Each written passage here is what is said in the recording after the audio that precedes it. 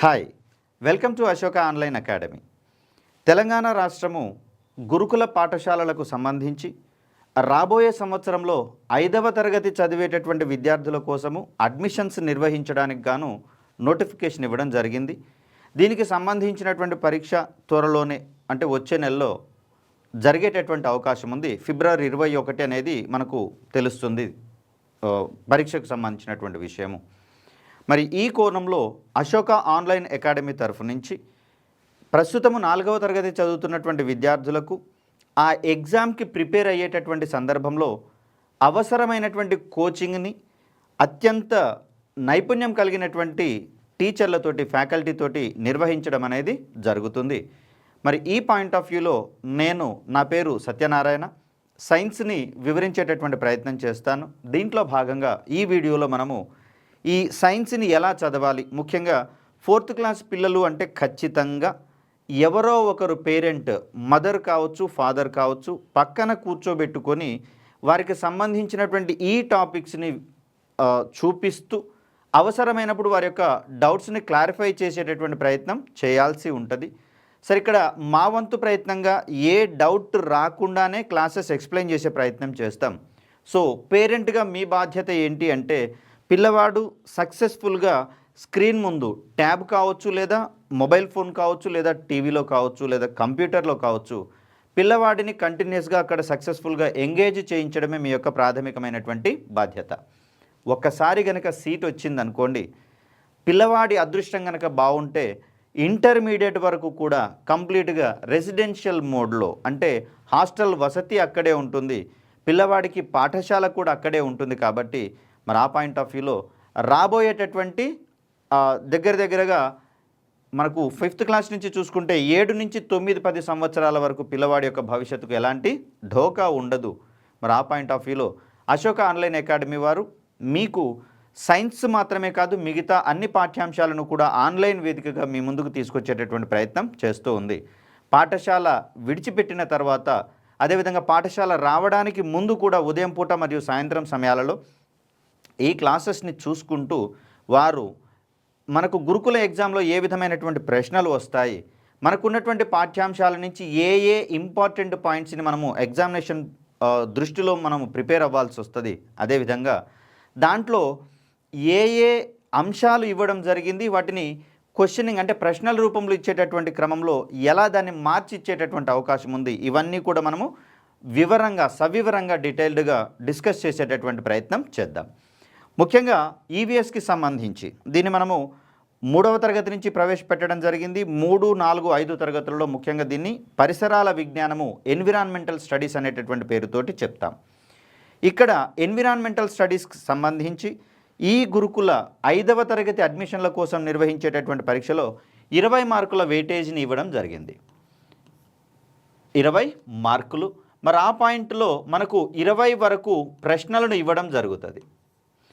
20 వరకు ప్రశ్నలు ఇచ్చినప్పుడు ఒక్కొక్క క్వశ్చన్కి కూడా మనకు 1 మార్క్ అనేది ఇవ్వడం జరుగుతుంది. సో ఆ పాయింట్లో మనకు 20 మార్కులకు గాను 20 క్వశ్చన్స్ అన్నీ కూడా మల్టిపుల్ చాయిస్ క్వశ్చన్స్. అంటే ఒక ప్రశ్న ఇవ్వడం జరుగుతుంది, క్వశ్చన్.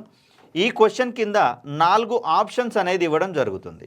సో ABCD ఈ పాయింట్లో ఈ 4గింటిలో ప్రశ్నకు సరి అయినటువంటి సమాధానాన్ని విద్యార్థి ఎంపిక చేసుకోవాల్సి ఉంటుంది. ముఖ్యంగా క్వశ్చన్ ఏ ఏరియాలో పడుతుందో, ఏ విధంగా అడుగుతాడో తెలిస్తే దానికి సంబంధించినటువంటి ఆన్సర్ని మనము ఖచ్చితంగా ఎక్స్పెక్ట్ చేసేటటువంటి అవకాశం ఉంటుంది. కాబట్టి మరి ఆ పాయింట్ ఆఫ్ వ్యూలో మీకు ముఖ్యమైనటువంటి అంశాలతో పాటుగా బిట్స్ ప్రాక్టీసింగ్ని కూడా చేపించేటటువంటి ప్రయత్నం చేస్తాం. ఇక సిలబస్లోకి కనుక మనం ఒకసారి అడుగుపెట్టే ప్రయత్నం చేద్దాం. ఎలాంటి ప్రశ్నలు రాబోతున్నాయి, అదేవిధంగా ఇంపార్టెంట్ ఏరియాస్ ఏంటి, ఈ పాయింట్లో మనం గమనించే ప్రయత్నం చేద్దాం. సో ఇక్కడ మనకు ఫస్ట్ టాపిక్గా కుటుంబ వ్యవస్థ మార్పులు అనేటటువంటి అంశం మనకు కనిపిస్తూ ఉంది. దీన్నే చేంజింగ్ ఫ్యామిలీ స్ట్రక్చర్. కుటుంబ వ్యవస్థలో మార్పులు ఏ విధంగా వస్తున్నాయి అంటే మనకు తెలిసినటువంటి విషయమే, జనరల్గా జరిగేటటువంటి విషయమే. కాబట్టే పరిసరాల విజ్ఞానం అనేటటువంటి ఈ పాఠంలో విద్యార్థికి చుట్టూతా ఉన్నటువంటి అంశాలే ఎక్కువగా పాఠ్యాంశాల రూపంలో ఇవ్వడం జరిగింది మన పాఠ్యపుస్తకంలో. మరి వీటికి సంబంధించినటువంటి అంశాలే ఎగ్జామినేషన్ పేపర్లో కూడా వచ్చేటటువంటి అవకాశం ఉంది. ఫర్ ఎగ్జాంపుల్ కుటుంబ వ్యవస్థ మార్పులు అన్న సందర్భంలో క్రింది ఏ అంశంలో సభ్యుల సంఖ్య పెరుగుతుంది? సభ్యుల సంఖ్య పెరుగుతుంది. క్రింది ఏ అంశంలో కుటుంబ సభ్యుల సంఖ్య పెరుగుతుంది? ముఖ్యంగా కుటుంబం అంటే ఏంటి అనేటటువంటి ప్రాథమిక భావన విద్యార్థికి ఉండాల్సి వస్తుంది. కుటుంబం అంటే ఏంటి? ఒకే గృహంలో నివసిస్తూ రైట్, ఆ గృహంలోనే ఒకే వంటగది నుంచి వంట చేసుకుంటూ భోజనం చేసేటటువంటి సభ్యులందరినీ కూడా మనము ఒక కుటుంబంగా నిర్వహిస్తాం. దీన్ని ఇంగ్లీష్లో అయితే మనము ఫ్యామిలీ అనే పేరుతో చెప్తాము. సో ఎప్పుడు ఫ్యామిలీ మెంబర్స్ యొక్క సంఖ్య చేంజ్ అవుతుంది? When family members, the number of family members will be changed. So ఇలాంటప్పుడు ఫ్యామిలీ అంటే ఏంటంటే they must live in one house, ఒక ఇంట్లో నివసించాల్సి వస్తుంది. And they must prepare their food in a single kitchen room, ఒకే వంటగదిలో కూడా వారు ఆహారాన్ని ప్రిపేర్ చేసుకోవాల్సి వస్తుంది. కలిసి భుజించేటటువంటి సభ్యులందరినీ మనము ఫ్యామిలీ అనేటటువంటి పేరుతోటి చెప్తాం. మరి ఇలాంటి ఫ్యామిలీ ఏ సందర్భాలలో పెరుగుతుంది అంటున్నాం, తగ్గేటటువంటి ప్రస్తావన ఇక్కడ చేయట్లేము. సో దీనికి సంబంధించినటువంటి ఆప్షన్స్ కనుక మనం చూస్తే, విద్య కోసం పట్టణాలకు వెళ్ళినప్పుడు, విద్య కోసం పట్టణాలకు వెళ్ళడం. బి వచ్చేసి ఉద్యోగం కోసము వేరే ఊరికి వెళ్ళడం.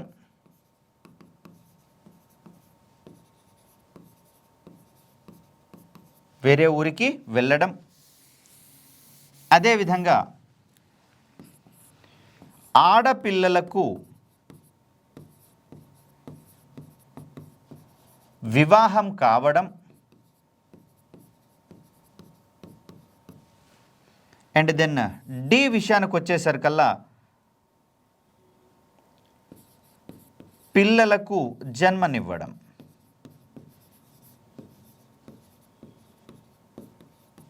అంటే ఏమవుతుంది ఇక్కడ? Migrating to towns for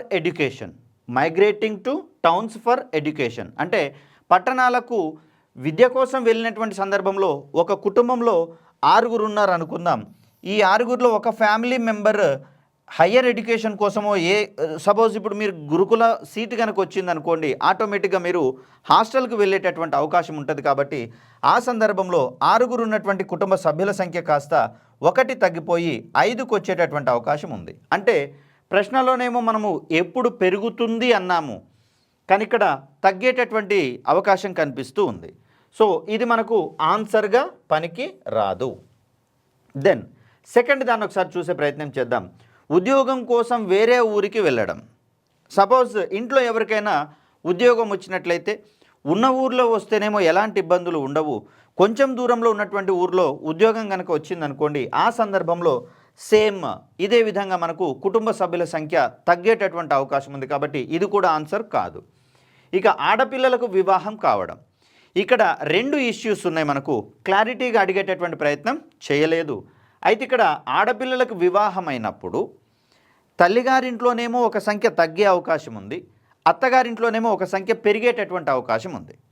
so ఎందుకంటే ఆడపిల్లలు వివాహమైన తర్వాత అత్తగారింటికి వెళ్ళడం ఆనవాయితీ కాబట్టి ఈ సందర్భంలో ఒక సిచ్యువేషన్లోనేమో పెరుగుతుంది, ఇంకో సిచ్యువేషన్లోనేమో తగ్గుతుంది. బికాజ్ ఆఫ్ మ్యారేజెస్ ఇక్కడ ఫిమేల్ ఎవరైతే ఉన్నారో, ఉమెన్ ఎవరైతే ఉన్నారో వారు దే నీడ్ టు మైగ్రేట్, అత్తగారింటికి వెళ్ళేటటువంటి సందర్భం ఉంటుంది. కాబట్టి ఆ పరిస్థితులలో ఇక్కడ మనము పెరుగుతుందా తగ్గుతుందా అనేటటువంటి క్లారిటీ రావట్లేదు, ఎందుకంటే అడగడంలోనే మనకు కొంచెము క్లారిటీ మిస్ అయింది. కాబట్టి సో ఇక్కడ పిల్లలకు జన్మనివ్వడము, ఎవరైనా ఇంట్లో పసిపిల్లలు కనుక జన్మనిచ్చినట్లయితే ఆటోమేటిక్గా పిల్లల సంఖ్య పెరిగేటటువంటి అవకాశం ఎక్కువగా ఉంటుంది. కాబట్టి దీన్ని మనము due to the birth of childs, due to the birth of children family members will be increased.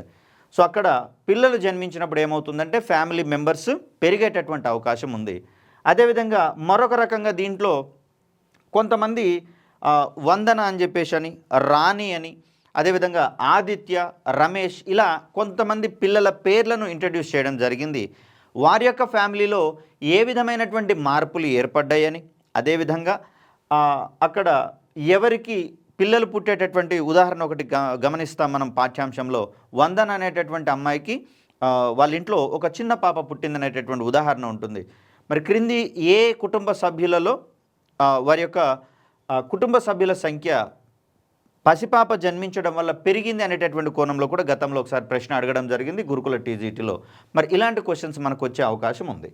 So అలా మనకు వివాహమైనప్పుడు తల్లిగారింటి నుంచి ఆడపిల్లలు అత్తగారింటికి వెళ్ళడము సాంప్రదాయం కాబట్టి మరి ఆ పాయింట్ ఆఫ్ వ్యూలో తల్లిగారింట్లోనేమో సభ్యుల సంఖ్య తగ్గేటటువంటి అవకాశం ఉంది. అదే అత్తగారింటి విషయంలో చూస్తే అక్కడ సభ్యుల సంఖ్య పెరిగేటటువంటి అవకాశం ఉంది.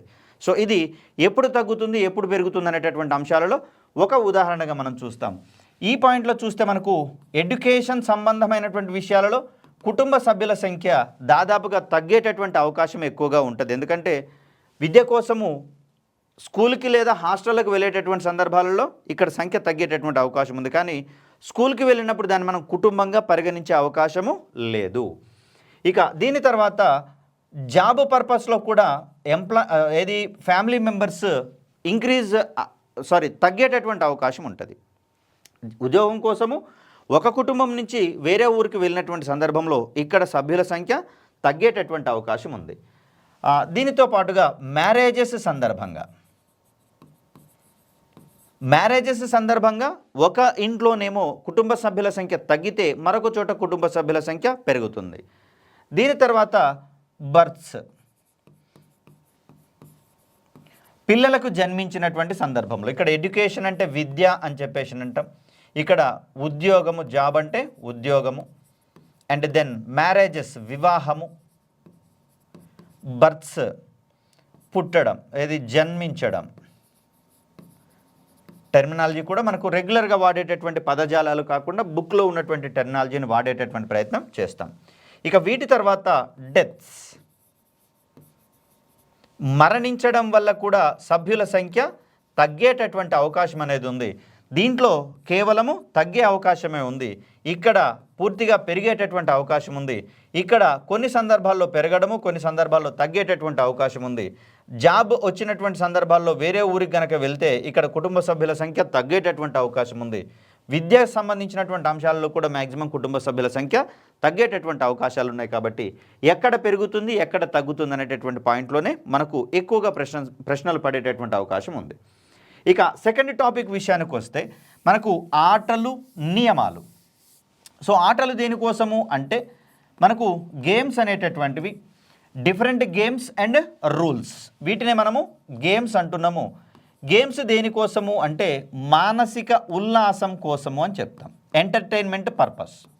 మొదటిదైతే మనకు మానసిక ఉల్లాసం అనేది ఏర్పడుతుంది, ఎంటర్టైన్మెంట్.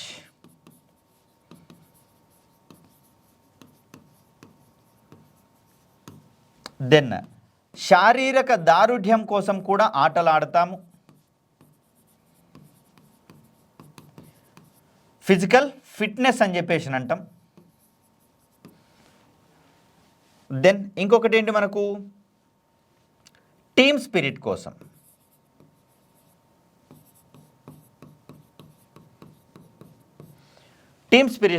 అదేవిధంగా పరస్పర సహకార భావన పెంపొందుతుంది అని చెప్తాం ఆటల వల్ల. కోఆర్డినేషన్ కూడా పెరిగేటటువంటి అవకాశం ఉంది. కాబట్టి ఈ కార్యక్రమాలన్నీ, ఆటలు అనేటటువంటి కార్యక్రమాలన్నీ కూడా ఈ ప్రయోజనాల కోసమే ఎక్కువగా మనము నిర్వర్తించేటటువంటి ప్రయత్నం చేస్తాం. కాబట్టి playground is the best place to learn all these things అని చెప్తాం.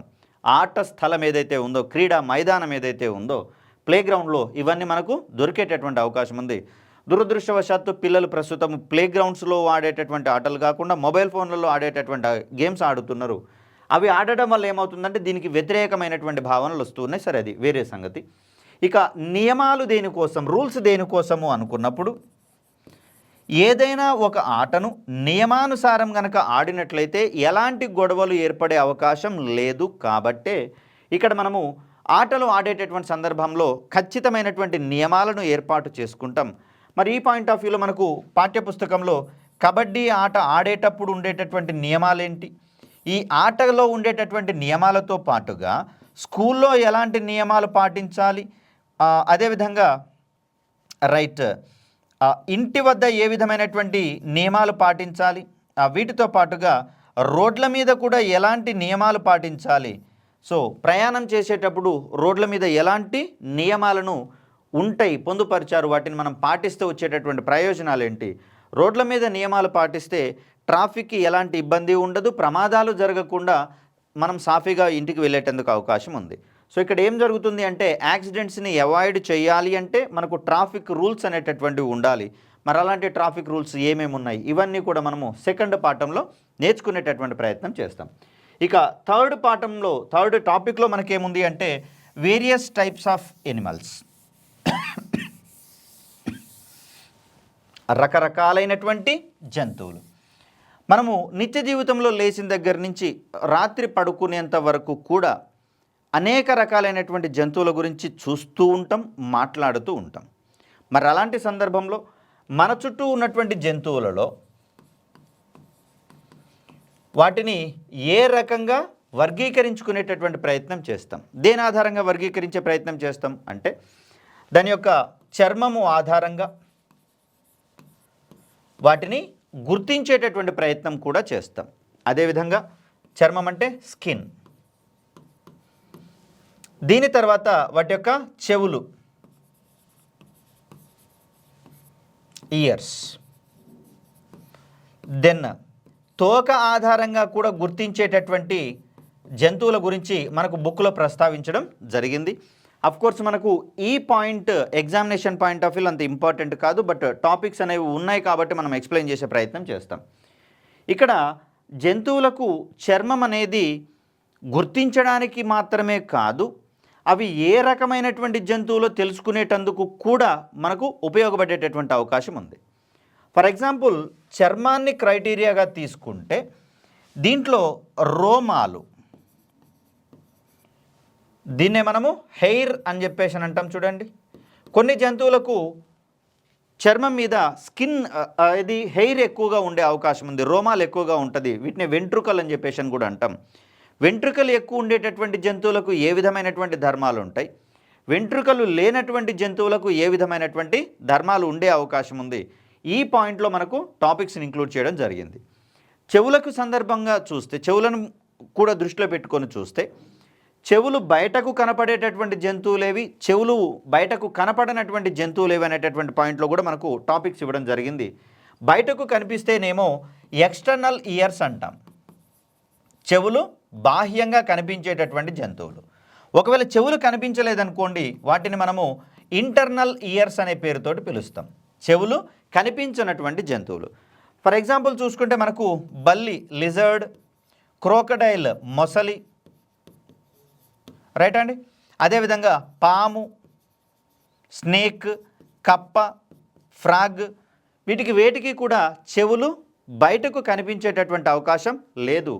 అలా కాకుండా మనిషి కావచ్చు, మానవుడు, అదేవిధంగా ఇతర పశుజాతులు, గేదెలు కావచ్చు, అండ్ దెన్ కుక్కలు కావచ్చు, ఇలాంటివన్నీ కూడా అవి చెవులు బయటికి కనిపించేటటువంటి జీవులుగా మనం చూస్తాం.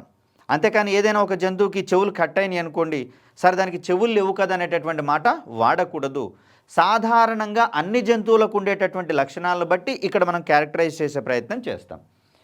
మరి అలాంటప్పుడు చెవులు బయటకుంటే ఏం ప్రయోజనం ఉంటుంది, చెవులు బయటికి లేకపోతే ఏ విధమైనటువంటి ప్రయోజనాలు ఉంటాయి ఆ జంతువుల విషయంలో అంటే గుర్తుపెట్టుకోండి, చెవులు బయటకు ఉండేటటువంటి జంతువులన్నీ కూడా పిల్లల్ని కని పాలిచ్చేటటువంటి జంతువులు అనిపించుకుంటాయి. బయటకు కనపడని జంతువులు ఏవైతే ఉన్నాయో ఇవి అన్నీ కూడా గుడ్లను పెట్టేటటువంటి అవకాశం ఉంది. దే కెన్ లే ఎగ్స్, అంటే అవి గుడ్లను పెట్టి వాటి ద్వారా పిల్లలను కనేటటువంటి ప్రయత్నం చేస్తాయి. సో ఇక్కడ శిశోత్పాదకాలు అనేటటువంటి పదం ఒకటి వాడే ప్రయత్నం చేస్తారు. ఇక్కడ అండోత్పాదకాలు అనేటటువంటి పదాన్ని పరిచయం చేసే ప్రయత్నం చేస్తారు. క్రింది వానిలో ఏ ఏ జంతువులకు అంటే క్రింది వానిలో చెవులు బయటకు కనపడని జంతువులేవి, క్రింది వానిలో చెవులు బయటికి కనిపించేటటువంటి జంతువులేవి? Which of the following animals have internal ears whereas which of the following animals have external ears? మరి చెవులు బయటకు కనిపించేటటువంటివి ఎక్స్టర్నల్ ఇయర్స్ ఉన్నటువంటి జంతువులు అనుకుంటున్నాం కాబట్టి హ్యూమన్ మనిషి కూడా ఒక రకంగా జంతువు అనే చెప్తారు, కాకపోతే మనం అది ఒప్పుకునే ప్రయత్నం చేయము. సో దాన్ని పక్కకు పెట్టేస్తే గేదెలు బఫెలోస్ కావచ్చు, కుక్కలు డాగ్స్ కావచ్చు, ర్యాబిట్స్ కావచ్చు, జిరాఫీస్ కావచ్చు, డీర్, ఎలిఫెంట్ ఇవన్నీ కూడా ఎక్స్టర్నల్ ఇయర్స్ కలిగినటువంటి జంతువులే. మరి ఆ పాయింట్లో మనం ఏం చేస్తాము, వాటిని గుర్తుపట్టేటటువంటి ప్రయత్నం చేస్తాం. ఇక్కడ చిన్నపిల్లలే కదా అనేటటువంటి అంశంలో మనము ఇంత కఠినంగా ఉంటుందా అంటే అక్కడ ఎగ్జామ్ యొక్క ఉద్దేశం ఏంటంటే మంచి మంచి విద్యార్థులను సెలెక్ట్ చేసుకోవడం కాబట్టి ఇంకొంచెం డెప్త్గా కూడా మనం వీటి గురించి చదువుకునేటటువంటి ప్రయత్నం చేద్దాం. ఇక వెంట్రుకలు ఎక్కువగా ఉండడం వల్ల లాభం ఏంటి? వెంట్రుకలు లేనటువంటి జంతువులు ఏవి అంటే ఎక్స్టర్నల్ ఇయర్స్ ఉండేటటువంటి వాటన్నిటికీ దాదాపుగా చర్మం మీద వెంట్రుకలు ఉండేటటువంటి అవకాశం ఉంది. ఇంటర్నల్ ఇయర్స్ ఉండేటటువంటి వేటికి కూడా చర్మం మీద వెంట్రుకలు ఉండేటటువంటి అవకాశం లేదు. అలాంటి సందర్భంలో ఒక జంతువు అది శిశువులను కంటుందా లేకపోతే గుడ్లను పెడుతుందా అనేటటువంటి అంశాలని ఈ చర్మము మరియు చెవుల యొక్క లక్షణాలను బట్టి మనం వివరించేటటువంటి ప్రయత్నం చేస్తాం. సాధారణంగా మన చుట్టూతో ఉన్నటువంటి జంతువుల గురించే మనం ఇక్కడ మాట్లాడే ప్రయత్నం చేస్తాం. Right, then next fourth topic విషయానికి వస్తే జంతువుల యొక్క జీవన విధానము, లైఫ్ స్టైల్ ఆఫ్ ఎనిమల్స్ అనేటటువంటి పేరుతోటి, right, the lifestyle of animals and then biodiversity. కొంచెము పిల్లలకు కఠినమైనటువంటి టాపిక్గా ఇది మనకు కనిపిస్తుంది, ఎందుకంటే టెర్మినాలజీ అనేది ఎక్కువగా ఉంటుంది, కష్టమైనటువంటి టెర్మినాలజీ పదజాలం అనేది ఇక్కడ మనకు కనిపిస్తూ ఉంటుంది. సో ఇక్కడ సోషల్ ఎనిమల్ అనేటటువంటి ఒక పదాన్ని పరిచయం చేయడం జరిగింది. సోషల్ ఎనిమల్, దీన్నే మరో రకంగా గ్రూప్స్గా నివసించడము అనేటటువంటి పదంతో చెప్తాం. ఏవేవి గుంపులుగా నివసిస్తాయి, ఈ పాయింట్లో ఈ సోషల్ ఎనిమల్ అనేటటువంటి అంశం మనకు కనిపిస్తూ ఉంటుంది. మనుషులను చూడండి, హ్యూమన్స్. అదేవిధంగా బర్డ్స్ చూడండి, ఇవి కూడా అన్ని గుంపులుగా నివసించే ప్రయత్నం చేస్తాయి. వీటితో పాటుగా ఎలిఫెంట్స్ చూడండి, అదేవిధంగా టైగర్స్ కావచ్చు, దెన్ లయన్స్ కావచ్చు. వీటితో పాటుగా కీటకాలు కూడా కొన్ని ఉంటాయి, ఇన్సెక్ట్స్ అని చెప్పేసి కీటకాలు. ఈ ఇన్సెక్ట్స్లలో కూడా మనకు హనీబీ తీసుకోండి, ఇవి కూడా మనకు సామాజిక జీవనం లేదా సాంఘిక జీవనం లేదా ఇట్లా గుంపులుగా నివసించేటటువంటి ప్రయత్నం చేస్తాయి. వీటితో పాటుగా యాంట్స్, చీమలు కూడా గుంపులుగా నివసించేటటువంటి ప్రయత్నం చేస్తాయి. మరి ఇలా గుంపులుగా నివసించేటటువంటి సందర్భంలో ఆయా జంతువులకు ఏ విధమైనటువంటి లాభాలు కలిగే అవకాశం ఉంది, ఈ పాయింట్లో కూడా మనకు క్వశ్చన్ పడేటటువంటి అవకాశం ఉంది. ఏం లాభాలు కలుగుతాయి అంటే ముఖ్యంగా గుంపులుగా లేదా ఐకమత్యమే మహాబలం అనేటటువంటిది మనకు ఒక సామెత తెలుసు, యూనిటీ ఈజ్ స్ట్రెంగ్త్ అని చెప్పేసి అంటాం. ఐకమత్యంగా ఉండడం వల్ల ఏమవుతుంది అంటే శత్రువులను ఎదుర్కొనేటటువంటి బలం పెరుగుతుంది, కాబట్టి శత్రువుల నుంచి మనం రక్షించబడతాం. ఇది మొదటి టాపిక్ అయినా మనం అనుకోవచ్చు. ఇంకొకటి ఏంటంటే కలెక్టివ్గా ఉన్నప్పుడు ఆహార సేకరణ, ఫుడ్ కలెక్షన్ అనేది కూడా మనకు చాలా ఈజీ అవుతుంది. కలెక్టింగ్ ఫుడ్ బికమ్ ఈజీ అంటే ఆహారాన్ని సేకరించుకోవడం అనేది ఈజీ అవుతుంది. ఆహారాన్ని కాపాడుకోవడం కూడా ఈజీ అవుతుంది. ప్రొటెక్టింగ్ ద ఫుడ్ లేదా సెక్యూరింగ్ ద ఫుడ్, ఆహారాన్ని కాపాడుకోవడం కూడా ఈజీ అవుతుంది. తర్వాత పిల్లల్ని కాపాడుకోవడం కూడా ఈజీ అవుతుంది, పిల్లల్ని సంరక్షించుకోవడం అనేది ఈజీ అవుతుంది. Protecting their children or protecting their babies, ఇవి కూడా మనకు ఈజీ అయ్యేటటువంటి అవకాశం ఉంది. అలా ఈ క్రింది వానిలో సామూహికంగా జంతువులు జీవించడం వల్ల కలిగేటటువంటి ప్రయోజనాలు ఏంటనేటటువంటి కోణంలో మనం క్వశ్చన్ని ఎక్స్పెక్ట్ చేయవచ్చు. అదేవిధంగా చూస్తే జంతువులకు సాధారణంగా ఎక్కడెక్కడ నీళ్లుంటాయో కనుక్కోవాలంటే కొంచెం కష్టమైనటువంటి పని, ఎందుకంటే ఆహారం కోసం ఎక్కడెక్కడో తిరుగుతూ ఉంటాయి కాబట్టి ఫుడ్ కోసము ఏ ఏ ప్రాంతాలకైతే వెళ్తాయో ఆ ప్రాంతాలలో నీళ్లు ఎక్కడ దొరుకుతాయో తెలుసుకునేటటువంటి అవకాశాలు అన్ని జంతువులకు ఉండొచ్చు, ఉండకపోవచ్చు. అయితే కొన్ని జంతువులు ఒక దగ్గర మేస్తున్నటువంటి సందర్భంలో, మేతను తింటున్నటువంటి సందర్భంలో మిగతా కొన్ని జంతువులు ఏం చేస్తాయంటే నీటి వనరులను వెతుక్కుంటూ వెళ్ళి అక్కడ వాటికి అవి నీరు కనపడగానే మిగతా జంతువులకు సిగ్నల్స్ ఇచ్చేటటువంటి ప్రయత్నం చేస్తాయి. అలా ఏనుగుల కట ఒక 8 నుంచి 10 కిలోమీటర్ల వరకు ఇతర జీవులకు కానీ మనుషులకు కానీ వినపడనటువంటి సంకేతాలను కూడా ఉత్పత్తి చేస్తాయని, అది అక్కడి వరకు అంత దూరంలో ఉండేటటువంటి ఏనుగులు కూడా సక్సెస్ఫుల్గా వింటాయని ఒక సామెత ఉంది. అందుకనే వాటికి ఆ చెవులు అంత పెద్దగా ఉంటాయని, ఆ చెవులకు మనం వినలేనటువంటి శబ్దాలు కూడా వినేటటువంటి సామర్థ్యం ఉందని చెప్పేసి చెప్పుకుంటూ ఉంటారు. ఇవన్నీ ఈ ఎనిమల్స్, జంతువులు అనేటటువంటివి గుంపులుగా నివసించడం వల్ల కలిగేటటువంటి లాభాలే. ఇక బయోడైవర్సిటీ, జీవ వైవిధ్యం అంటే ఏంటంటే, మనము ఒక చెరువును గనక ఉదాహరణగా తీసుకుంటే, ఒక లేక్, ఈ లేక్ను గనక ఉదాహరణగా తీసుకుంటే ఇక్కడ ఉన్నటువంటి లివింగ్ ఆర్గానిజమ్స్ ఏంటివి అంటే ప్రాణంతో ఉన్నటువంటి జీవులు ఏంటివి, లివింగ్ ఆర్గానిజమ్స్ అంటాం. లేదా వీటినే తెలుగులో అయితే ప్రాణులు అని చెప్పేసి అంటాం. వీటిని మరో రకంగా జీవులు అనేటటువంటి పేరుతోటి కూడా చెప్తాం. ఏ ఏ జీవులు ఉంటాయి అంటే చూడండి, చిన్న చిన్న ప్లాంట్స్ ఉండే అవకాశం ఉంది, దెన్ పెద్ద పెద్ద ట్రీస్ ఉండేటటువంటి అవకాశం ఉంది, చిన్న మొక్కలు మరియు చెట్లు అని చెప్పేసి అంటాం. అదేవిధంగా చిన్న చిన్న ఇన్సెక్ట్స్ ఉండేటటువంటి అవకాశం ఉంది. ఇన్సెక్ట్స్ అంటే కీటకాలు అంటాం వీటిని. అదేవిధంగా నీటి మీద ఆధారపడేటటువంటి అంటే చెరువులో ఉండేటటువంటి నీటిని తాగడం కోసం వాడేటటువంటి జంతువులు ఉండే అవకాశం ఉంది, పెద్ద పెద్ద జంతువులు. రైట్. మరి ఇలా ఉన్నటువంటి సందర్భంలో ఎందుకు ఉంటున్నాయి ఇవన్నీ అంటే, ఇవన్నీ ఒకదానితో ఒకటి ఇంటర్ డిపెండెంట్ అని చెప్తాం. పరస్పరము ఒకదాని మీద ఒకటి ఆధారపడేటటువంటి ప్రయత్నం చేస్తాయి. దాన్ని ఏమంటాం మనం? Inter dependent on each other అని చెప్తాం. ఒకదాని మీద ఇంకొకటి పరస్పరం ఆధారపడి ఉంటాయి. ఇలా ఆధారపడడం దేనికోసము అంటే కొన్ని రకాలైనటువంటి టెర్మినాలజీస్ని ఇక్కడ ఇచ్చే ప్రయత్నం చేస్తా. ఏంటి అంటే ఆహార అవసరాల కోసము ఈ బయోడైవర్సిటీ అనేది ఉపయోగపడుతుంది. ఫుడ్ నీడ్స్, ఆహార అవసరాల కోసము ఇది మనకు ఉపయోగపడేటటువంటి అవకాశం ఉంది. అండ్ దెన్ అగ్రికల్చరల్ నీడ్స్ను కూడా మనం ఇక్కడి నుంచి తీసుకుంటున్నాం చూడండి.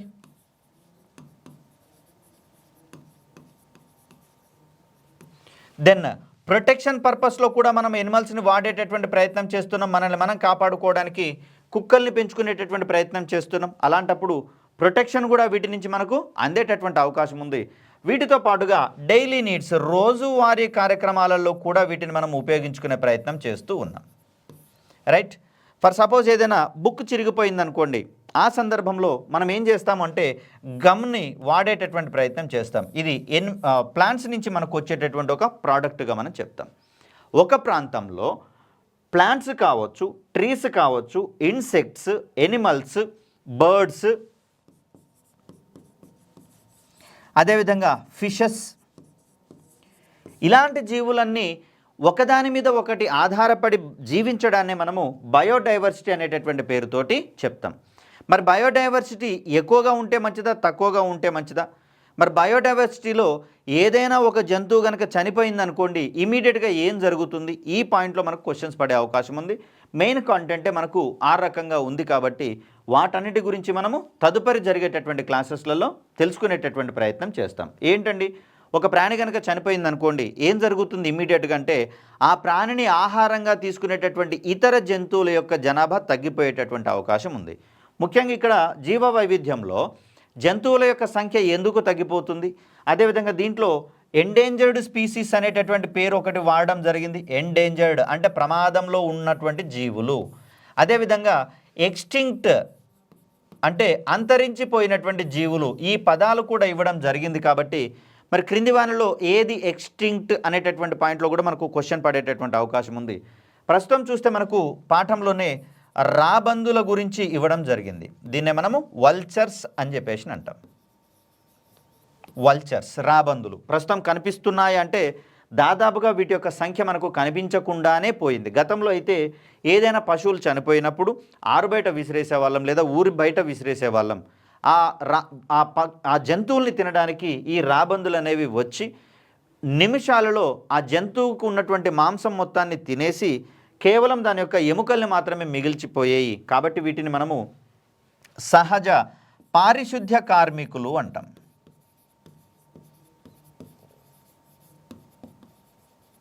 సహజ పారిశుద్ధ్య కార్మికులు అంటే అక్కడ ఉన్నటువంటి వేస్టేజ్ మొత్తాన్ని కూడా ఇవి తినేసి వాటిని శుభ్రం చేసేటటువంటి ప్రయత్నం చేస్తాయి. కాబట్టి ఆ సందర్భంలో వీటిని అలా వ్యవహరించే ప్రయత్నం చేస్తాం. వీటి తర్వాత చిన్న చిన్న పక్షులు కావచ్చు, కాకులు లాంటివి కావచ్చు, అదేవిధంగా కుక్కలు, ఇతర జంతువులు, మాంసాహార జంతువులన్నీ కూడా రిమైనింగ్ పార్ట్స్ ఏవైతే ఉన్నాయో చిన్న చిన్న మాంసం ముక్కలు మొత్తం అవి తినేసి ఆ ప్రదేశంలో ఈ జంతువులు చనిపోయడం వల్ల వచ్చేటటువంటి దుర్వాసన కావచ్చు, ఇతరత్ర దుర్గంధం కూడా వచ్చేటటువంటి అవకాశం ఉంది. కాబట్టి వాటన్నిటినీ అవి రిమూవ్ చేయడం అనేది జరుగుతుంది. మరి ఆ పాయింట్లో ఈ రాబందులు అనేవి ప్రస్తుతము మనకు కనిపించట్లేదు. దానికి కారణాలు ఏంటి కూడా మనకు టెక్స్ట్ బుక్లోనే ఇవ్వడం జరిగింది. ఇవన్నీ మనము రాబోయేటటువంటి క్లాసెస్లలో డిస్కస్ చేసే ప్రయత్నం చేస్తాం. పదజాలాలు ఎక్కువగా ఉంటాయి. అఫ్కోర్స్ 20 మార్కుల వెయిటేజీ మనకున్న టాపిక్స్ మొత్తం 12. దీంట్లో మనకు ఏ టాపిక్లోంచి ఎంత వస్తుంది అనేటటువంటి విషయాలు పక్కకు పెడితే ఏ ప్రశ్న వచ్చినా ఎలా ఎదుర్కోవచ్చు అనేటటువంటి కోణంలో మనం పిల్లల్ని డిజైన్ చేస్తే సరిపోతుంది. దెన్ మనకి ఇక్కడ ఉండేటటువంటిది మన చుట్టూ ఉండేటటువంటి మొక్కలు. ఈ మన చుట్టూ ఉండేటటువంటి మొక్కలలో పుష్పించే మొక్కలు ఉంటాయి, పుష్పించనటువంటి మొక్కలు ఉంటాయి. వీటిని మనము కూరగాయల అవసరాల కోసము ఉపయోగించుకునేటటువంటి ప్రయత్నం చేస్తాం. పండ్ల మొక్కలు అని, ఇలా ఔషధ మొక్కలని, ఇలా రకరకాల మొక్కలు ఉన్నాయి. వీటిలలోనే కొన్ని ఆకులు పెద్దగా ఉంటాయి, కొన్ని ఆకులు చిన్నగా ఉండేటటువంటి అవకాశం ఉంది. మరి వీటిని ఆధారంగా చేసుకొని అదేవిధంగా కీటకాహార మొక్కల గురించి కూడా మనకి ఇక్కడ ఇవ్వడం జరిగింది. అవి ఏ విధంగా ఇతర కీటకాలను ఆకర్షిస్తూ ఉంటాయి, అవి ఆ మొక్కల మీద వాలగానే ఎలా వాటిని తినేసేటటువంటి ప్రయత్నం చేస్తాయి. ఇలా మన చుట్టూ ఉండేటటువంటి మొక్కలు అనేటటువంటి పాఠంలో వీటన్నిటి గురించి మనం మాట్లాడతాం. ఇక దారి తెలుసుకుందామా అనేటటువంటి పాఠం. దీన్ని మనము find the way or directions అనేటటువంటి పేరుతోటి దీన్ని డైరెక్షన్స్ తెలిసేటటువంటి క్రమంలో దిక్కులను పరిచయం చేయడం జరుగుతుంది. డైరెక్షన్స్ వాస్తవానికి మనకు దిక్కులు మరియు మూలలు అనేటటువంటి అంశం అందరికీ తెలిసిందే. బట్ ఇక్కడ మనం కేవలం దిక్కులకు సంబంధించినటువంటి అంశాన్ని మాట్లాడే ప్రయత్నం చేస్తాం. ఈ దిక్కుల గురించి మాట్లాడేటప్పుడు జాగ్రత్తగా చూడండి. ఏదైనా ఒక పేపర్ లేదా బోర్డు ఉన్నటువంటి సందర్భంలో నిట్ట నిలువుగా ఒక గీత గీసినప్పుడు దీనికి ఒక యారో మార్క్ పెట్టడం జరుగుతుంది. ఏదైనా మ్యాప్ను కనుక మీరు జాగ్రత్తగా గమనిస్తే ఈ మ్యాప్లలో ఎగువ దిశలో మనకు నార్త్ డైరెక్షన్ ఉంటుంది, లేదా సింపుల్గా వాళ్ళు కేవలం ఇక్కడ ఎన్ అని మాత్రమే ఇంట్రడ్యూస్ చేస్తారు. N for north. దీన్నే మనము ఉత్తర దిశ అని చెప్తాం, ఉత్తర దిశ. ఇక మరొక గీత ఇట్లా అడ్డంగా కొట్టి ఇక్కడ మనకు ఈస్ట్ అనేటటువంటి ఒక పదాన్ని లేదా ఒక ఈ అనేటటువంటి అక్షరాన్ని ఇవ్వడం జరుగుతుంది. సో ఈ మీన్స్ ఈస్ట్ అని చెప్పేసి అంటాం. సో ఈస్ట్కి ఆపోజిట్లో ఉండేటటువంటిది వెస్ట్, నార్త్కి దిగువన ఉండేటటువంటిది సౌత్. ఇలా ఇచ్చినప్పుడు అవసరమైతే అక్కడ మనకు పాఠ్యాంశంలోనే పాఠ్యపుస్తకంలోనే ఒక అమ్మాయి బొమ్మని ఇక్కడ ఇవ్వడం జరిగింది. రైట్, ఈమెకు ఈస్ట్ సైడ్లో ఒక బావిని ఉంచడం జరిగింది. దెన్ దిగువ దిశలో అంటే కింది వైపుకి ఒక బస్ స్టాండ్ని ఇవ్వడం జరిగింది. ఇటువైపు ఏది వెస్ట్ డైరెక్షన్లో తనకు ఒక పాఠశాల బొమ్మ ఇవ్వడం జరిగింది. ఇక్కడ ఒక చెట్టు బొమ్మ ఇవ్వడం జరిగింది.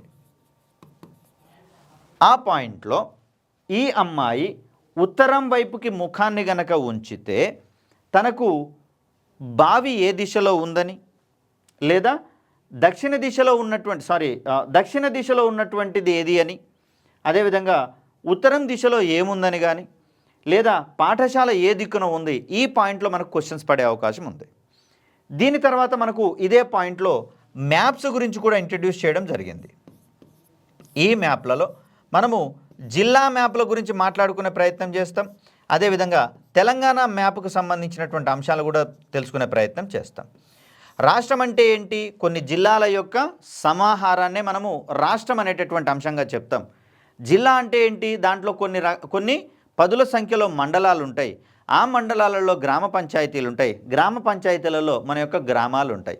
ఇలా మనకు ఒక హైరార్కీ అనేది ఉంటుంది. కాబట్టి మనకు సమీపంలో ఉండేటటువంటి జిల్లాలు ఏంటివని కానీ, లేదా తెలంగాణలో ఉన్నటువంటి జంతువులు ఇవి అనేటటువంటి తెలంగాణలో ఉన్నటువంటి జిల్లాలు ఏంటివి అనేటటువంటి కోణంలో, అదేవిధంగా మీ జిల్లాలో మీ మండలానికి సమీపంలో ఉన్నటువంటి మండలాలు ఏంటి, లేదా ఒక డయాగ్రామ్ ఇచ్చేసి అక్కడ ఆ మండలాన్ని మెన్షన్ చేస్తూ అక్కడ అడిగేటటువంటి అవకాశం ఉంది. అఫ్కోర్స్ అక్కడ పేర్లు ఇచ్చే అవకాశం ఎక్కువగా ఉంటుంది. ఎందుకంటే 4th క్లాస్ పిల్లలు కాబట్టి అంత డెప్త్లో అవగాహన ఉండొచ్చు, ఉండకపోవచ్చు కాబట్టి.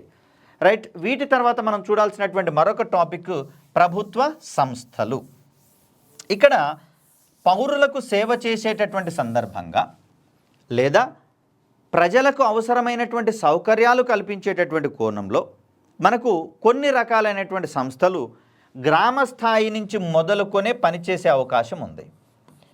మనము విలేజ్ లెవెల్లో ఉన్నటువంటి సంస్థల గురించి 3rd క్లాస్లో నేర్చుకునేటటువంటి ప్రయత్నం చేస్తాం. మరి అలాంటప్పుడు మండల స్థాయిలో ఉన్నటువంటి ప్రభుత్వ సంస్థలు ఏంటి, అదేవిధంగా జిల్లా స్థాయిలో ఉండేటటువంటి ప్రభుత్వ సంస్థలు ఏంటి, ఈ ప్రభుత్వ సంస్థలు ఏం చేస్తాయి?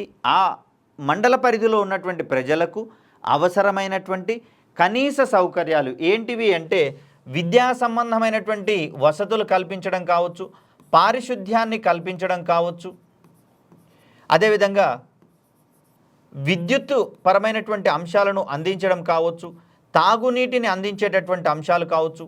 వీటన్నిటికీ సంబంధించినటువంటి సేవలను అందించే ప్రయత్నం చేస్తాయి. విద్య, ఎడ్యుకేషన్ అందించేటటువంటి పని చేస్తాయి ఇవే ప్రభుత్వ సంస్థలు. పారిశుద్ధ్యము అంటే మనకు క్లీన్లీనెస్ని చూపెట్టేటటువంటి ప్రయత్నం చేస్తాయి. మనకి ఇప్పటికే తెలుసు, గ్రామాలలో ఉదయం పూటనే చెత్తను, ఇంట్లో ఉన్నటువంటి చెత్తను సేకరించి బయట వాటిని డంపింగ్ యార్డులకు తీసుకుపోయేటటువంటి ప్రయత్నం చేస్తాయి. ఆ పాయింట్లో ఏ సంస్థలు ఈ పనిని చేసే ప్రయత్నం చేస్తాయి? ఇక విద్యుత్ వసతులు కల్పించేటటువంటి ప్రయత్నం చేస్తాయి. సపోజ్ గ్రామ పంచాయతీ లెవెల్లో చూసుకుంటే వీళ్ళ దగ్గరికి వెళ్ళి మా దగ్గర కరెంటు లేదు, మాకొక కరెంటు లైన్ కావాలని చెప్పేసి అన్నప్పుడు మన దగ్గర కాదు, మండల ఆఫీస్కి వెళ్ళి అప్లై చేయండి అని చెప్పేసి చెప్తూ ఉంటారు. అదేవిధంగా తాగునీటికి సంబంధించినటువంటి సౌకర్యాలు కల్పించేటటువంటి వారు ఎవరు? ఇవన్నీ కూడా మనకు ఇంపార్టెంట్ ఆస్పెక్ట్స్. ఫర్ ఎగ్జాంపుల్ కొన్ని ఆఫీసులను కనుక గమనిస్తే మండల స్థాయిలో మండల పరిషత్ ఆఫీస్ ఉంటుంది, ఎంపీఓ. దీని యొక్క అధికారిని మనము ఎంపీడీఓ అనేటటువంటి పేరుతోటి చెప్తాం. ఈయననే ఆ మండలంలో ఉన్నటువంటి విద్యార్థులకు అవసరమైనటువంటి ప్రైమరీ ఎడ్యుకేషన్ని పర్యవేక్షించేటటువంటి అధికారిగా మనం చెప్తాం. ఈయన ఆధ్వర్యంలోనే అక్కడ ప్రైమరీ ఎడ్యుకేషన్ అంటే ప్రాథమిక విద్యను అందించేటటువంటి ప్రయత్నం చేస్తారు. ఇక పోలీస్ స్టేషన్ గురించి మనం మాట్లాడుకోవచ్చు, మండల స్థాయిలోనే ఉంటుంది ఇది. ఈ పోలీస్ స్టేషన్లో అధికారి ఎవరు అంటే ఎస్ఐ స్థాయి అధికారులు కానీ లేదా సిఐ స్థాయి అధికారులు కానీ ఉండేటటువంటి అవకాశం ఉంది. మరి వీరేం చేస్తారు అంటే ఆ ప్రాంతంలో శాంతి భద్రతలు కాపాడేటటువంటి ప్రయత్నం చేస్తారు. లా అండ్ ఆర్డర్ అనే పేరుతో దీన్ని మనం చెప్తాం. ఇలా ఎన్ని రకాలైనటువంటి ప్రభుత్వ సంస్థలు ఉన్నాయి, వారి యొక్క ప్రాథమికమైనటువంటి బాధ్యతలు ఏంటి, ఏ పని కోసం వారు నియమించబడ్డారు. ఫర్ ఎగ్జాంపుల్ వైద్యం చేయాలనుకోండి, మనము ప్రైమరీ హెల్త్ సెంటర్ పిహెచ్సిలకు వెళ్ళాల్సినటువంటి అవసరం ఉంది. ఈ పిహెచ్సిలలో ఎవరుంటారు అంటే డాక్టర్స్ మరియు నర్సులు ఉండడం జరుగుతుంది. ఈ వ్యక్తుల ఆధ్వర్యంలో లేదా ఈ సిబ్బంది ఆధ్వర్యంలో ఆ మండలంలో ఉన్నటువంటి ప్రజల యొక్క ఆరోగ్యాన్ని కాపాడేటటువంటి ప్రయత్నం చేస్తాం. ఎవరికైనా జ్వరాలు వచ్చినా లేదా వర్షాకాలంలో కొంతమందికి ఒకరికి జ్వరం వచ్చిన తర్వాత మరొకరికి అది సోకేటటువంటి అవకాశం ఉంటుంది. ఆ పరిస్థితులలో వారు ఏ విధమైనటువంటి సేవలు మనకి ఇచ్చే ప్రయత్నం చేస్తారు. ఇవన్నీ మనము ప్రభుత్వ సంస్థలు అనేటటువంటి పాఠంలో చూస్తాం. ఇక ఇళ్ల నిర్మాణానికి సంబంధించి చూస్తే మరొక టాపిక్ మనకు houses construction and sanitation. Sanitation అంటే పారిశుద్ధ్యము. మరి ఇళ్లలో ఉండేటటువంటి మురుగు నీటిని కావచ్చు, వ్యర్థాలను కావచ్చు ఎలా బయటికి పంపించాలి, ఇళ్ల నిర్మాణాన్ని ఏ ప్రాతిపదికన చేపడతాము, ఒక ఇల్లుని స్ట్రాంగ్గా బలంగా పటిష్టంగా నిర్మించాలంటే ఎలాంటి కండిషన్స్ మనకు అవసరం అవుతాయి, ఇళ్లలో ఎన్ని రకాలు ఉన్నాయి, దాంట్లో ఏది తక్కువ ఖర్చుతో మనం నిర్మించుకునేటటువంటి అవకాశం ఉంది, ఏది ఎక్కువ మన్నికతో మనం నిర్మించుకోవాలంటే దాని యొక్క వ్యయము ఎలా పెరిగేటటువంటి అవకాశం ఉంది. అదేవిధంగా ఇంటి నిర్మాణంలో మనం ఏ వస్తువులని ఏ ఏ సామాగ్రిని మనం ఉపయోగించుకునేటటువంటి ప్రయత్నం చేస్తాం, ఇవన్నీ మనకు ఇళ్ల నిర్మాణం అనేటటువంటి పాఠ్యాంశం నుంచి తెలిసేటటువంటి అవకాశం ఉంది. ఇక మా ఊరు మా చెరువు, ఇది నీటి వనరులకు సంబంధించినటువంటి ప్రయోజనాల గురించి మనకు అందించేటటువంటి ప్రయత్నం చేస్తుంది. మనందరికీ తెలిసిందే, చెరువు బాగా ఉంటే ఆ ఊరిలో కరువు ఉండదు అనేది ఒక సామెత. ఎందుకని అంటే దీని మీదనే ఆధారపడి రకరకాల వృత్తుల జనాలు బతికేటటువంటి అవకాశం ఉంది. వారికి జీవనోపాధిని కూడా కల్పించడంలో చెరువులు అనేవి మనకు ఒక ప్రధానమైనటువంటి వనరుగా ఉపయోగపడుతూ ఉంటాయి. ఈ పాండ్స్ లేదా లేక్స్ లేదా ట్యాంక్స్ అనేటటువంటి పేరుతో పిలుస్తాం. Our village our tanks.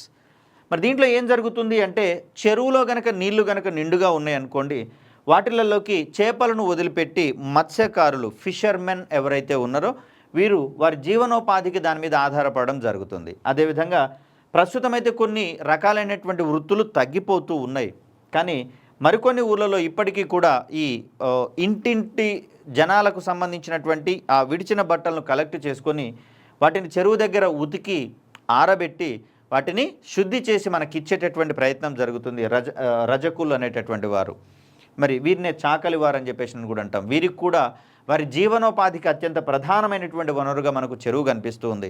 అదేవిధంగా చెరువులో కనుక నీళ్లు నిండుగా ఉన్నాయనుకోండి, వ్యవసాయం కూడా బాగా పండేటటువంటి అవకాశం ఉంది. రైతన్నలకు అందరికీ కూడా ఇది ప్రధానమైనటువంటి ఆదాయ వనరుని పరోక్షంగా ఇచ్చేటటువంటి ప్రయత్నం చేస్తుంది. ఎందుకంటే రైతులకు ఈ చెరువులో ఉన్నటువంటి నీళ్లను పొలాలకు మళ్లించినప్పుడు అందులో ఉన్నటువంటి పంటలు సమృద్ధిగా పండి అధిక ఆదాయాన్ని ఇచ్చేటటువంటి ప్రయత్నం చేస్తాయి. అదేవిధంగా పశువులకు కూడా ఇది తాగునీటి వనరుగా ఉపయోగపడేటటువంటి అవకాశం ఉంది. మరి ఇలాంటి ప్రయోజనాలు ఉన్నటువంటి చెరువుల గురించిన పూర్తి సమాచారం మనకు ఇందులో ఉండడం అనేది జరుగుతుంది. ఇక మన ఆహారము మన ఆరోగ్యము. ఆహారాన్ని ఎందుకు తీసుకోవాలి మనము? Our food our health. జాగ్రత్తగా గమనించండి, ఫుడ్ అనేటటువంటి దాని ద్వారా మనకు 3 రకాలైనటువంటి ప్రయోజనాలు ఉంటాయి ఆహారాన్ని తీసుకోవడం వల్ల.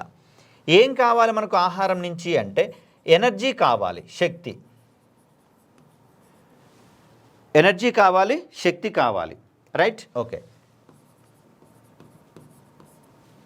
దెన్ పెరుగుదల కావాల్సి ఉంటుంది. దీన్నే మనం ఇంగ్లీష్లో గ్రోత్ అని చెప్తాం. గ్రోత్ కావాలన్నా మనకు ఖచ్చితంగా ఫుడ్ ఉండాల్సిందే. దీని తర్వాత ఆరోగ్యము, దీన్ని హెల్త్ అనేటటువంటి అంశంలో భాగంగా చూస్తాం. మరి హెల్త్ బాగా ఉండాలంటే ఏ విధమైనటువంటి ఆరోగ్యాన్ని మనం తీసుకోవాల్సి వస్తుంది? ఒక పిల్లవాడు సరిగా పెరగట్లేడు అంటే మనం అందరము చెప్తాం ఆయనకి ఫుడ్ సరిగా ఉండట్లేదని. ఇంకా డెప్త్లో చెప్పాలి అంటే పోషకాహారం అందట్లేదు అని చెప్పేసి చెప్తాం. మరి అలాంటి సందర్భంలో పెరుగుదల బాగా ఉండాలి అంటే ఏ విధమైనటువంటి పదార్థాలు, ఆహార పదార్థాలు తినేటటువంటి ప్రయత్నం చేయాలి. అదేవిధంగా ఒక వ్యక్తికి శక్తి కావాలి అంటే ఏ విధమైనటువంటి ఆహార పదార్థాలు తినాల్సి ఉంటుంది? ఇది మనకు 5th క్లాస్లో కూడా ఇన్డెప్త్గా ఉండేటటువంటి టాపిక్గా మనకు కనిపిస్తుంది. గుర్తుపెట్టుకోండి, ఎనర్జీ రావాలి అంటే ఆ పిల్లలకు కావచ్చు పెద్దవారికి కావచ్చు కార్బోహైడ్రేట్స్ అధికంగా ఉండేటటువంటి ఫుడ్ను అందించడం చేస్తాం. అంటే వరి, గోధుమలు అండ్ దెన్ మిల్లెట్స్ అని చెప్పేసి అంటున్నాం కదా. ఈ మిల్లెట్స్ అన్నిటితోటి కూడా మనకు ఎనర్జీ వచ్చేటటువంటి అవకాశం ఉంది, రైట్? ఓకే. పెరుగుదల విషయానికి వచ్చేసరికల్లా పప్పులు, దాల్ అండ్ దెన్ మీట్, మాంసము. దీనితో పాటుగా మిల్క్, పాలు, దెన్ ఎగ్స్, గుడ్లు. వీటన్నిటి నుంచి మనకు పెరుగుదల అధికంగా ఉండేటటువంటి ప్రోటీన్స్ అనేవి ఉంటాయండి. దీంట్లో మాంసకృత్తులు అంటాం చూడండి, ఆ మాంసకృత్తులు అనేవి ఈ పెరుగుదలకు ఉపయోగపడేటటువంటి అవకాశం ఉంది. కాబట్టి గతంలో టీచర్ ఉద్యోగాల కోసం పరీక్ష రాసేవారికి ఒక విద్యార్థి బాగా పెరగాలంటే క్రింది వాటిలో ఏ ఆహార పదార్థాన్ని అధికంగా ఇవ్వాలి?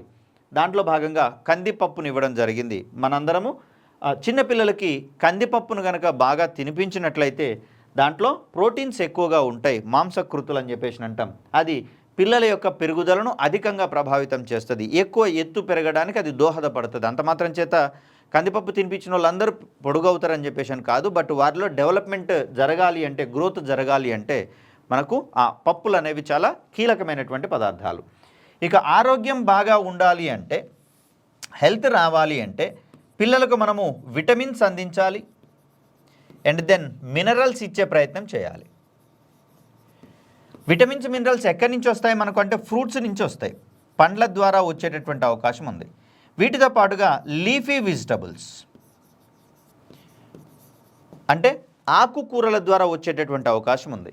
విటమిన్లు కానీ మినరల్స్ కానీ, మినరల్స్ అంటే ఖనిజ లవణాలు అని చెప్తాం. ఇవి మనకు కంటికి కనిపించేవి కావు, కానీ ఆయా ఆహార పదార్థాలను తిన్నప్పుడు మన శరీరానికి అందేటటువంటి అద్భుతమైనటువంటి ఏజెంట్స్గా మనం ఇక్కడ చూస్తాం. మనం ఆహారాన్ని ప్రధానంగా ఈ 3 అవసరాల కోసమే తీసుకునేటటువంటి ప్రయత్నం చేస్తాం.